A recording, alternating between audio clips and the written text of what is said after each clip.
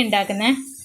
ഒരു സ്ഥലത്തൊരു ബിരിയാണി ഉണ്ടാക്കുന്നത് എന്നോട് വിളിച്ചു പറഞ്ഞു. അപ്പം തന്നെ ഞാൻ എന്തെങ്കിലും എടുത്തു പോയി ചിക്കൻ മേടിച്ചുകൊണ്ടൊന്നു ബിരിയാണി ഉണ്ടാക്കാൻ വേണ്ടിയിട്ടുള്ള പരിപാടിയൊക്കെ ചെയ്തുകൊണ്ടിരിക്കുകയാണ്. തക്കാളി അരിഞ്ഞു, മല്ലി ഇല, പിന്നെ സവോള വഴറ്റിക്കൊണ്ടിരിക്കുന്നു.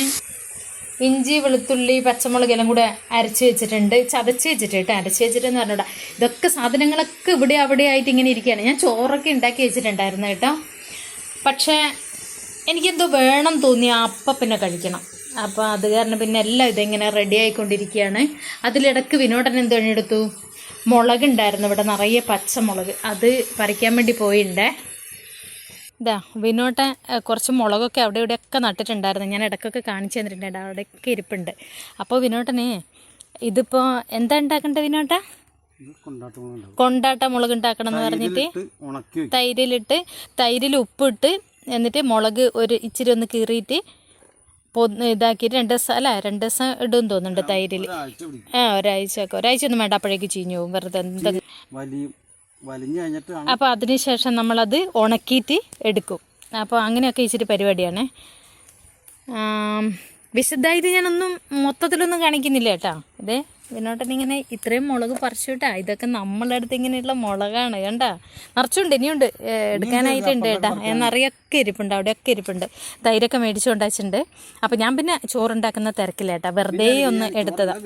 ബിരിയാണി അതെന്താണെന്നറിയാം, ഇന്ന് പിന്നെ കൊച്ചച്ഛൻ്റെ ബർത്ത്ഡേ ആണ്. അപ്പോൾ കൊച്ചച്ഛൻ്റെ മോള് വിളിച്ചിട്ട് പറഞ്ഞു, ചേച്ചി ഞങ്ങൾ ബിരിയാണി ഉണ്ടാക്കാണ്. അത് കേട്ടപ്പോൾ തന്നെ എനിക്ക് ബിരിയാണി ഉണ്ടാക്കാണ്ടിരിക്കാൻ പറ്റുന്നില്ല. അപ്പം തന്നെ ഞാൻ ബിരിയാണി ഉണ്ടാക്കാൻ തുടങ്ങിയതാട്ടോ. വിനോദൻ വന്ന് അപ്പം തന്നെ ഞാൻ പോയി ചിക്കൻ മേടിച്ച് എല്ലാം റെഡിയാക്കി പെട്ടെന്ന് ചോറൊക്കെ ഉണ്ടാക്കി വെച്ചിട്ടുണ്ടായി. ഇതുണ്ടാ ഇനിയിപ്പോൾ ചോറൊക്കെ എന്ത് ചെയ്യുമോ? ഇതാ ചോറൊക്കെ കണ്ട, ചോറൊക്കെ ഇരിക്കുകയാണ്.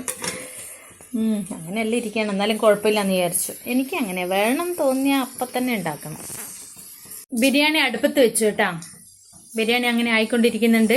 അപ്പോഴേക്കും എൻ്റെ വിനോദൻ പോയി മുളകൊക്കെ പറിച്ചു കൊണ്ടുവന്നു കേട്ടോ. ഇതേ കൊണ്ടാട്ട മുളക് ഉണ്ടായിക്കൊണ്ടിരിക്കുകയുണ്ട്. കുറേ മുറിച്ച് ഇതിനകത്ത് ഇട്ട് കേട്ടോ. മുറിച്ചെന്ന് പറഞ്ഞൊരു ചെറിയ സൈഡ് ഒന്ന് കുത്തിയിട്ട് ചെയ്യുള്ളൂ, തൈരൊന്നും ഉള്ളിൽ കയറാൻ വേണ്ടിയേ. അപ്പോൾ ഇങ്ങനെ എല്ലാം ചെയ്തുകൊണ്ടിരിക്കുക. അപ്പോൾ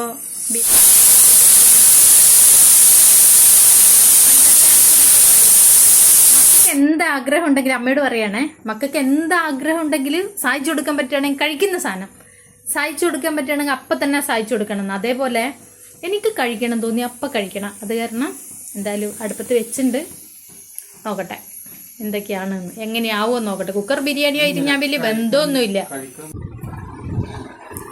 ദേ ബിരിയാണി കഴിച്ചുകൊണ്ടിരിക്കുന്നു.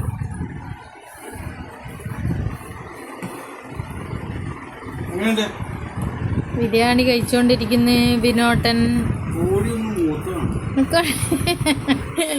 കോഴിയൊന്നും മൂത്തതാണ്. ഞാൻ കുക്കർ ബിരിയാണി ഉണ്ടാക്കാറില്ല കേട്ടോ. അതുകൊണ്ട് തന്നെ കുക്കർ ബിരിയാണി ഞാനുമായിട്ട് വലിയ ബന്ധമൊന്നുമില്ല. പക്ഷെ കൊതിക്കങ്ങോട്ട് ഉണ്ടാക്കി, അത്രയേ ഉള്ളൂ. കണ്ടോ?